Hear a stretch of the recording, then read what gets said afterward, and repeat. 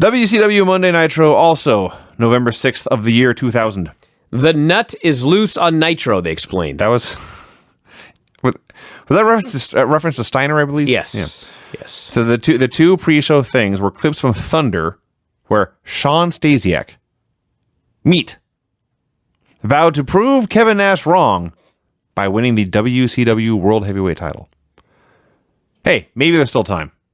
I'm sure it's sitting on a shelf somewhere in a warehouse in Connecticut. In fact, they're out of time. Sting arrives at the building. In all his genres and every version of Sting, in every company, in every promotion, in every match, in every gimmick, in the ring, not one time ever has he looked as ridiculous as he did in his street clothes here. He was dressed as the Kool-Aid Man. Everything was bright red. Everything was 9 sizes too big. Steiner hit him, probably because he hated his clothes so much. And here's where they immediately cut away. And here's where they said the nut is loose. Somewhere in here, I believe Buff Bagwell saved Sting. So we cut from this to Kevin Nash and the Natural Born Thrillers. They're muttering to each other. I guess this week Mike Sanders was in charge because they said something about how he can get the two of them booked a tag match or a three-way. At this point, I was very unsure what the hell they were talking about. And their gimmick now is they do the he's SOL, and you know what that means, and they all laugh at it. It's painful. The most cringeworthy. It's supposed to be unfunny, but they are too successful at being unfunny. I'll talk about this more in the next segment. Lex Luger comes out for a promo. Okay, so Lex Luger comes out. We have reached the next segment. He walks down to the ringside area and he says, "Mark Madden, will you please stand up? Last week I heard you out here trying to be an expert on body fat in athletes." Now, a little bit of backstory. Luger always claimed he was 4% body fat, which, by the way, he never was. But he always claimed 4. Last week, he came back and he claimed 5. He said 5%. Madden noted he's gained some weight or something. He made some comment about how he'd gained a little bit of body fat. Because Luger had gone from 4 to 5 out of his own mouth. So, in real life, Luger was furious. This man called me fat. He's ranted about Madden backstage. This was unplanned. Madden did not know this was coming. Luger comes out and lectures him. He says, "Madden, look at you. You are an endomorph. A gigantic glob of cellulite." That is what he said. "I am Lex Luger, an example of mesomorphic magnificence. I am in the greatest shape of any athlete on earth. I want you to sit down and shut up about people's physiques." He walks to the ring. Man turns to everyone else and says, "So much for the heels working together. Thanks for having my back." He moved on with the show. And Hudson says, "You're going to have to rewrite your scripted ad-libs." That was funny. So Luger now turns to Goldberg. Goldberg's streak was an insult to the legends of the past. What? I don't know. I don't know what he's talking No one else is allowed to win matches because Jack Briscoe did 20 years ago. Promises the streak will not happen again. He's going to end it in mayhem. Says Goldberg has been writing a book. And speaking of books and magazines, I've got a copy of WCW Magazine here. Produced in part by my friend Ross Foreman. Ross Foreman's a WCW guy. I believe he's still working for Impact. He calls Ross Foreman into the ring and says, "Ross, you are the one who puts this magazine together. Which do you think was the better article in this week's magazine? The Goldberg article or your interview with the Total Package Lex Luger?" And Ross Foreman's confused. He looks at the magazine and says, "Lex, we talked about Goldberg, but there's no interview with you in here." Which, of course, is Luger's point. The magazine's been ignoring him. Maybe the announcers are like, "You haven't been on TV in 6 months. Why would there be an article about you?" Lex says, "You have pictures of geeks from the wrestling school or women who would take their clothes off for a box of protein bars." I don't know why. That made me laugh. So, of course, he puts Ross Foreman in the torture rack. Refs come out, plead with him to stop. Tony Schiavone was great here. This is a dangerous hold for athletes. Imagine what it could be for Ross Foreman. Dude, it was super dangerous because they stretched him out and put an oxygen mask on him. What? He racked him so hard he broke his lungs. My God, that's terrible. So Luger promises Goldberg is next to mayhem. This whole thing was not very good.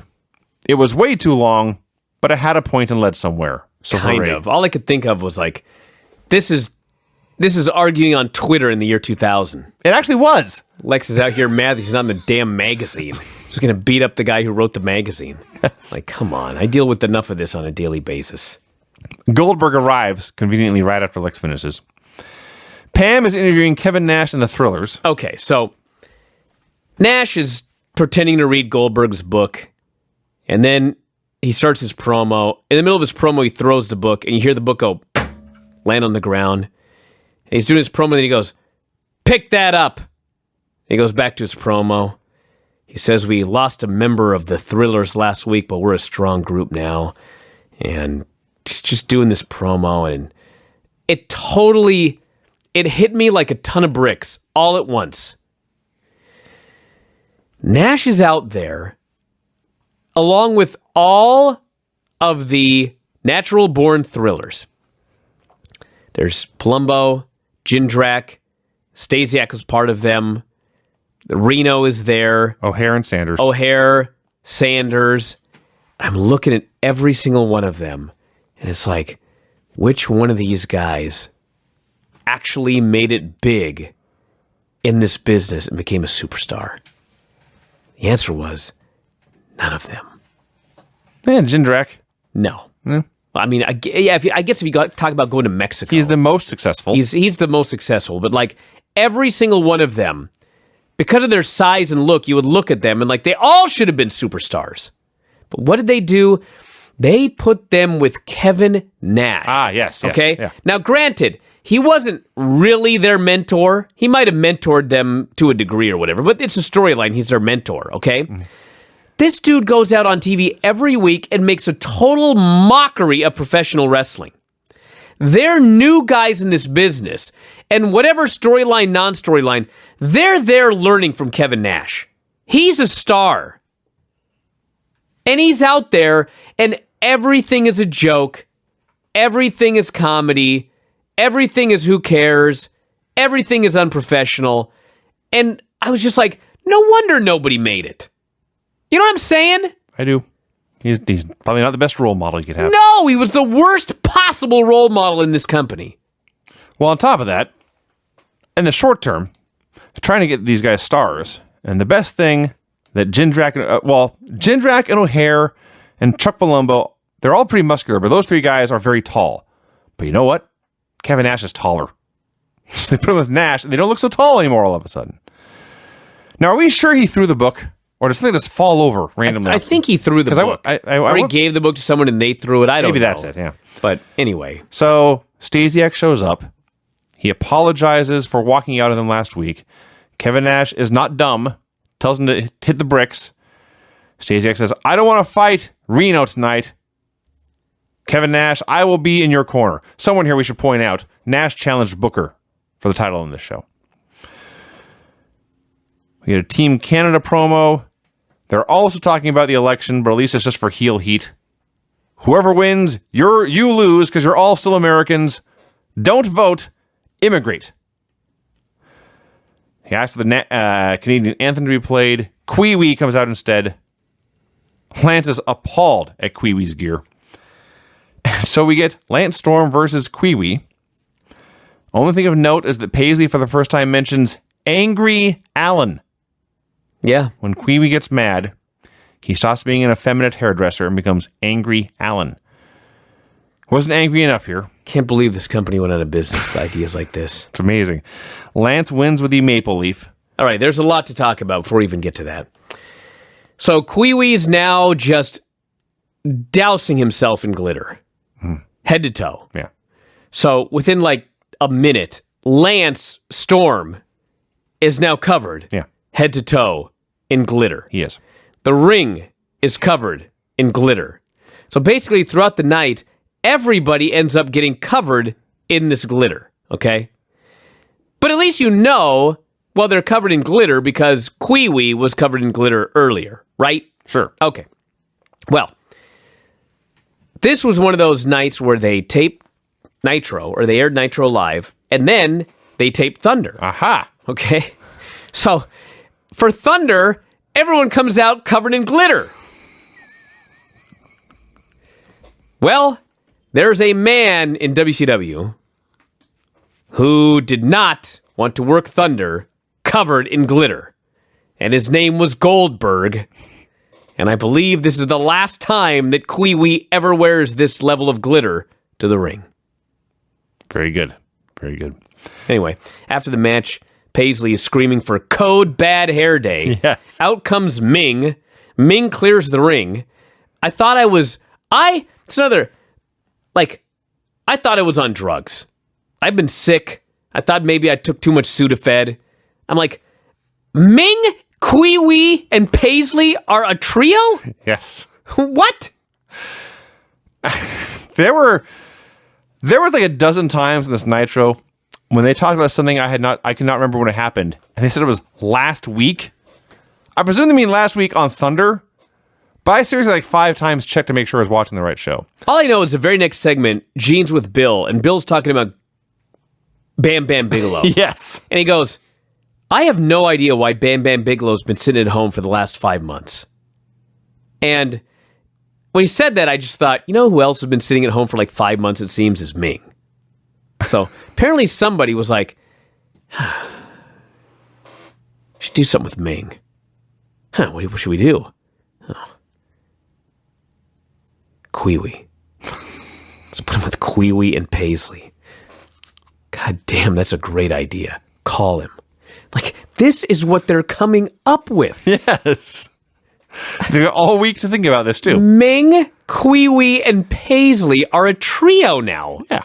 A hairdresser who gets mad and becomes Angry Alan with this crazy guy, this savage. With bigger hair and even bigger pants. Big hair and even bigger pants. Preposterous. Screwed up my own line. So about this here Goldberg interview, which, as you mentioned, involves Bam Bam Bigelow, who Goldberg says showed up last week and demanded a match with me. This is the point. I actually paused the show to check the date and make sure I had the right thing, because when Bigelow first showed up in WCW in like 98, that's what he did, is challenge, come out of nowhere, and demand a match with Goldberg. I thought he had the wrong show by years. But it didn't. I had the right show. And it really hit me later when Bam Bam came out for his match, but I realized it doesn't matter what show you're watching the network. What year, what promotion, what's going on. At some point, very soon, in that promotion, in that year, Bam Bam Bigelow will return or debut.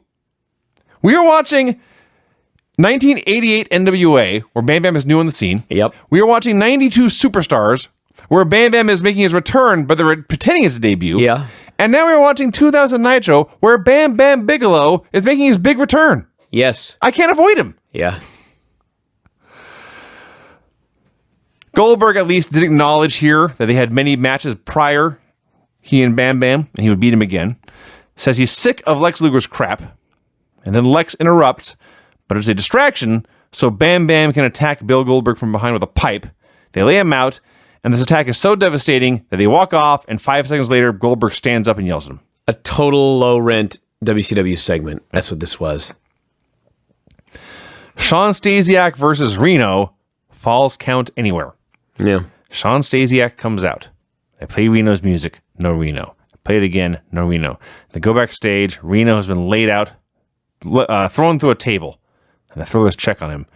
Did they not show Chronic sauntering by? I didn't see it. Am I imagining things? I could have sworn I saw them walking by when they cut backstage. I saw the Thrillers running down the hallway and finding Reno laid out through a table.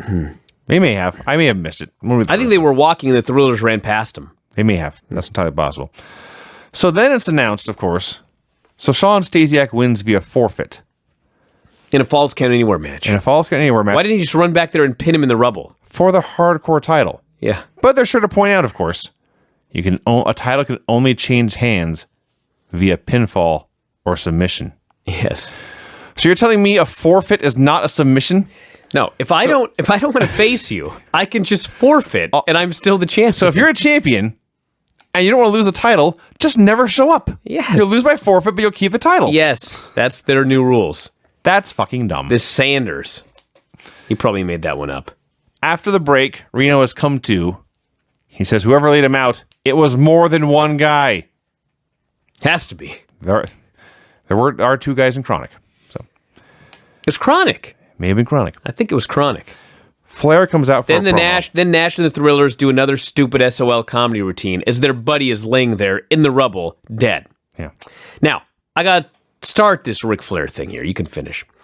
Flair comes down and he's going to run I down wonder this, what point you're going to make. he's going to run down this pay-per-view, okay? And first off, he's trying to push this as one of the greatest pay-per-views of all time. And he still needs a piece of paper As to he is remember what reading matches are on this paper. Exactly, yes. So, I had to hear it, and you know this. Some guy on the board was so mad that I keep calling him a erection.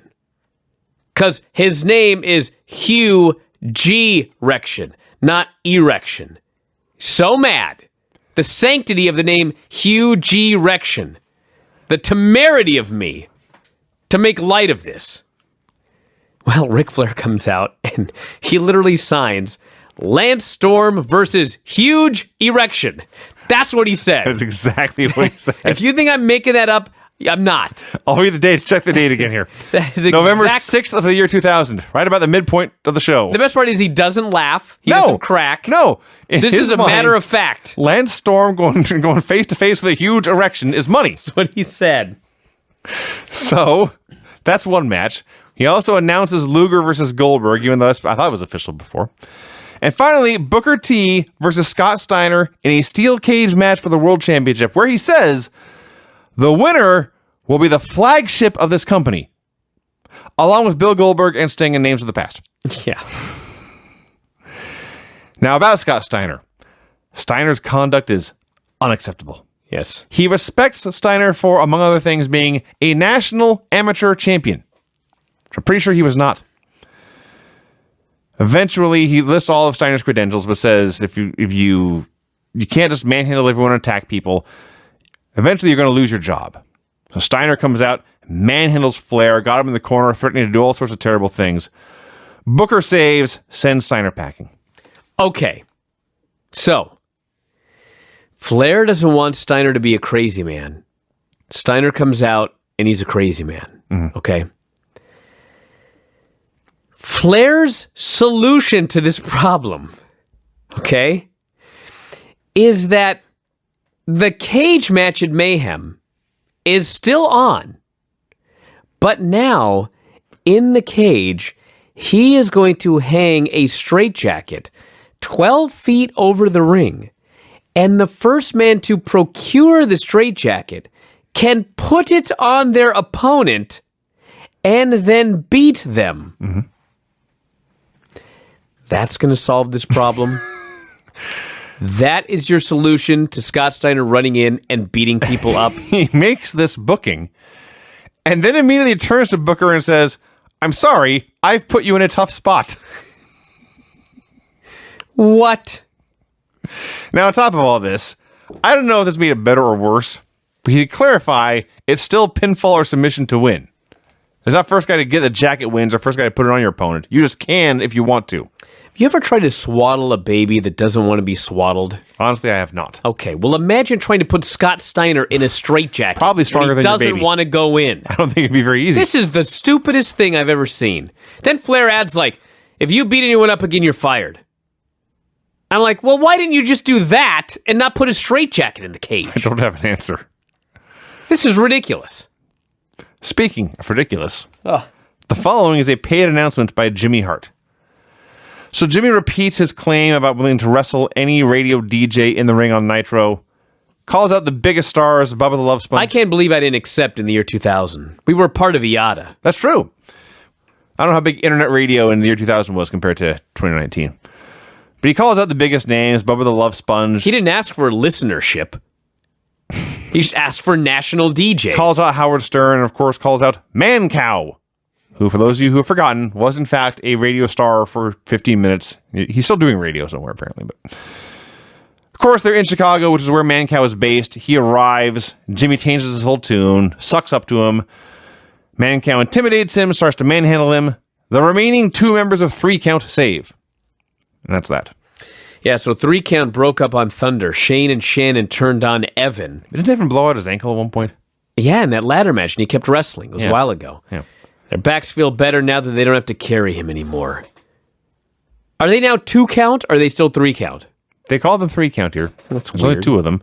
Now, on top of that, also, apparently, maybe on the same episode of Thunder, Jamie-san got kicked out of the Young Dragons. All right? So then, out of nowhere, totally at random, we have 3 Count versus the Young Dragons versus Mark Jindrak and Sean O'Hare for the tag team titles. Man, you thought people were lost in that Raw match. Oh, my God. Nobody knows where they're supposed to be. It was like they were in 3-dimensional space. Like, everyone is just baffled. They're trying to get in a position. I guess they were in 3-dimensional space, but it was like they were floating. I knew what you meant. Yes. So there's just no one knows where they're supposed to be. No one knows where they're supposed to get to. No one knows what they're doing. They're lost. Then we have a run-in a 2-minute match. And finally, Plum and O'Hare win. I don't even know how, nor do I care. And they immediately note, those Battle Dome guys are doing something at ringside. Stop. Those Battle Dome guys? Yeah, Brian.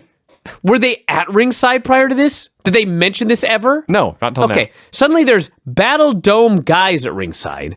They're all just being agitated, jumping around. There's more. Jamie-san now runs down. Yeah. Now he's Jamie Noble. He's a white guy with no mask. They just alert us it's Jamie-san. He starts running wild with chair shots, but he does not kill Evan, who also had run down. Apparently they're going to be a team. So we'll have 2 Count, 2 Dragons, and these 2 guys. The Dragon Count. The Dragon Count, whatever. 3 Young. It was my program with Buddy Wayne all over again. We will It actually is. We will team together against guys, then we'll break up and fight each other, and then we'll break up with the other partners and get back together again. So we're always with each other, no matter what. Yes. That's what this was. The same humans are in the ring, just the alliances shift. There was 1,000 things going on here. This is all true. In 2 minutes. For the record, Sean O'Hare hit a springboard senton for the win. Oh, whoop-de-doo. Actually, it's worth pointing out, much like Raw, there was interference in this match. I guess it led to the finish, but it wasn't the guy who got interfered with who lost. But anyway, all of that happened. Smooth arrives with a limo. He refuses to open the door. There is something we missed. There is worth talking about. During that mayhem in the prior match, the announcers were teasing, in addition to bringing back, I've already forgotten who else Ric Flair brought back, he's going to bring back somebody with a good attitude. They kept saying this. So after commercial, out comes Diamond Dallas Page. He's back. He must have been the guy in the limo. He must be the guy with a good attitude. His promo starts with him saying, they pulled me back in. I tried to get out, but they pulled me back in. What do I have to be negative about, he says. He convinces himself, and then he immediately tells his fan that he sucks, by the way. He convinces himself that he's got a job that he loves, that he gets paid for. I'm like, you're in WCW. You don't love this job. This job sucks. In this same promo, I'm not sure if it was before or after he said that, but in this same promo, he talked about a match. First he says, I'm shooting with you. This is a shoot. I had a non-televised championship match with Booker T in Amarillo, Texas. And I was very negative, he says, probably due to all the crap happening in this company. Yeah. That's what he said. But he went out in Amarillo. He got a big pop. He had a moment of clarity, he says. He's going to come back, and he's just going to have fun. He explains in about 2 minutes, Ric Flair called him and brought him back. Took him forever to say this. Then Page addresses the Battle Dome guys. Now, for those of you who don't remember, Battle Dome was basically an American Gladiators knockoff. So all these big jacked up dudes with wacky characters are there shouting at him. So Page calls out Buff Bagwell, The Cat, and Rick Steiner. And everyone stops to cut promos on the Battle Dome guys. Shed cuts his promo saying, if you guys come over this rail, I'll beat your asses. Bagwell says, DDP, do I have to say this or can you? You do it. He used a homophobic slur that begins with the letter Q. Battle Dome Qs, he says. He said this twice. Loudly, clearly. The announcers are appalled. Yeah. He's a babyface. Yes, that's a good point. So that's not the point, but at some point, the Battle Dome guys do jump the rail. There's this big pull apart. The place is going nuts. Some dude named T Money went after Rick Steiner. Well, yes. That going after Rick Steiner, Brian, was a mistake. A big mistake. But T Money, who's just this big, bald black guy in a blue suit with sunglasses on, whatever, and then the sunglasses come off, that's Terry Crews. I had no idea he was in Battle Dome. Now you know. Terry Crews, Brian, in the year 2019, except for Ric Flair, is probably the most famous person on the show. T-Money, baby. T-Money in Battle Dome. So there you go. We're going to get WCW versus... T-Dummy. Ha-ha! Went after Rick Steiner. That was Oh, man. Thankfully, he was pulled back. That ended poorly. He had 2 decades to get more famous after this. Then Buff dropped another Q-bomb. Q-bomb. Yes. I could not... He was so proud of that line, he had to say it twice. Think of all of the things that they edit off the network. Yeah. And that's on there. So Show over yet? Pam accuses Stasiak of attacking Reno. He denies this. He denies the attack on Chuck Palumbo last week. He'll prove he's a man of his word and a thriller at heart. Jeff Jarrett and Scott Steiner versus Buff Bagwell and Sting had every tag match you ever saw. There was one great spot, which I'm sure I've seen somewhere before, but they got the heat on Sting. And he goes to the sunset flip, and Jarrett's fighting and windmilling like Fandango. And Buff hits the ring, punches Jarrett so he falls down and jumps right back out. That was awesome. What was not awesome was Bagwell gets hot tag, hits a blockbuster on Steiner.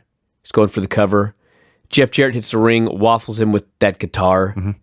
Every Jeff Jarrett match ever. Yeah. There's guitar shards all over the ring. Uh-huh. The announcers are like, how is the ref allowing this? The ref not only counts as the man is surrounded by pieces of broken guitar, he moves the pieces out of the way so that he can find a place to count. Yes. This show sucks. And actually, he didn't count because I guess Steiner put Buff in the recliner. So he moved the stuff out of the way so he could just sit there, I guess. Kneel. Yeah, I don't know. Lance joins the announce desk. Covered in glitter. He was. Repeats the claim that General Erection never pinned him for that U.S. title.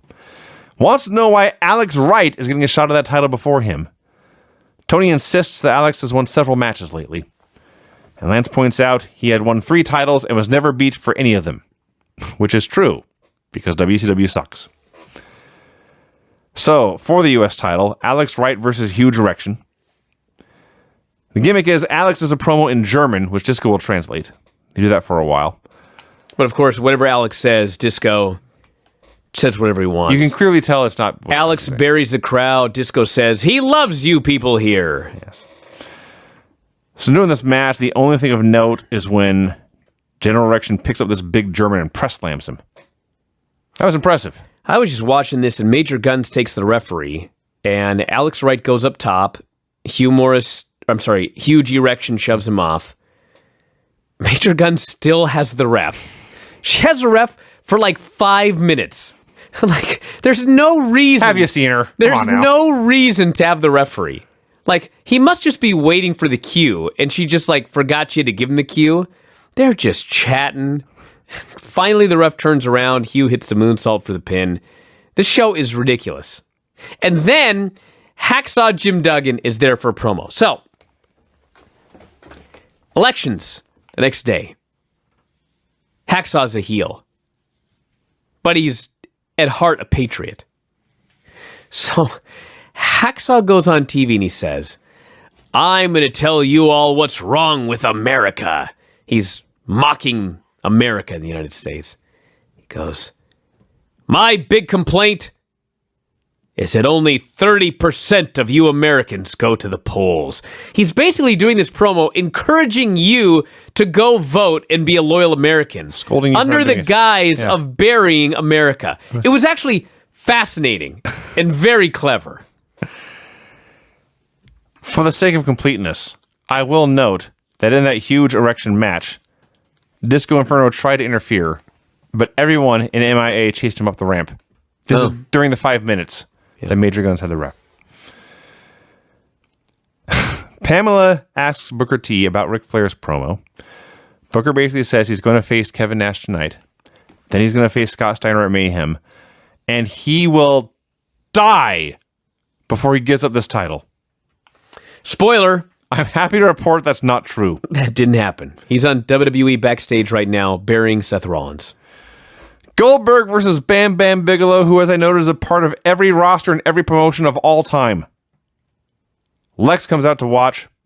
When he does this, Goldberg is distracted. He walks over to the side of the ring facing the stage, and he points at Lex and says, "Your time's coming, Luger!" And as he says this, Bam Bam comes up from behind and grabs him for a suplex, and Goldberg's eyes grow wide and he says, "Oh shit!" And he gets suplexed back onto his head. I laughed. I laughed and I laughed and I laughed. So Goldberg hit the spear and the jackhammer, and he won. That was a tough jackhammer. As a big man by a guy with big man, a jackhammer by a guy working on one leg, but he's Goldberg, and the place was absolutely crazy because for all that has gone wrong over the past 5 years almost in this company, Goldberg is unbreakable, and everyone loves him. They've screwed him up in every conceivable way, and he's still the most over guy by 10. But yes, it's just it's amazing. Steiner comes out, cuts a promo on Flair, says something about how Booker's mom didn't know who his dad was. Actually, it was a really funny line, because Booker always says, "Save the drama for your mama." And Steiner says, "The only drama is she doesn't know who the daddy is." Got it. Yeah. That was Scott Steiner was clever. Oh, sure. He's a college-educated man. Yeah. Booker T versus Kevin Nash. Crowd is demanding Hall. Is that what they were chanting? We want Hall. I see. Steiner says they're chanting, "We want Pump." It sounded like a CM Punk chant. I'm pretty sure it was Scott Hall because Nash acknowledged it, so that's what I guess. Well, Nash got yelled at again to not bring up Hall's name. Aha. So they do whatever. The ref gets bumped. Stasiak runs out, hits Booker with brass knucks. Stasiak, if you're gonna run in and hit somebody with brass knucks, like hold him up so the place can see how shiny they are when you have something in your hand. Yeah, he hits the guy, and then they have to zoom in on his hand. The camera's zipping around trying to follow his hand to see there's brass knuckles there. So Nash is happy. He goes to the power bomb, but as soon as he hooks him up, Stasiak hits him with the knucks, and thus we get another tainted victory for the worst champion ever, Booker T in WCW. Yeah. Stasiak, by the way, is standing in the ring as the ref counts 3. This is their next big program. Stasiak, Kevin Nash and Sean Stasiak. Yeah. Can you imagine? No, honestly. I can, because my final words here of this report, it's Nitro.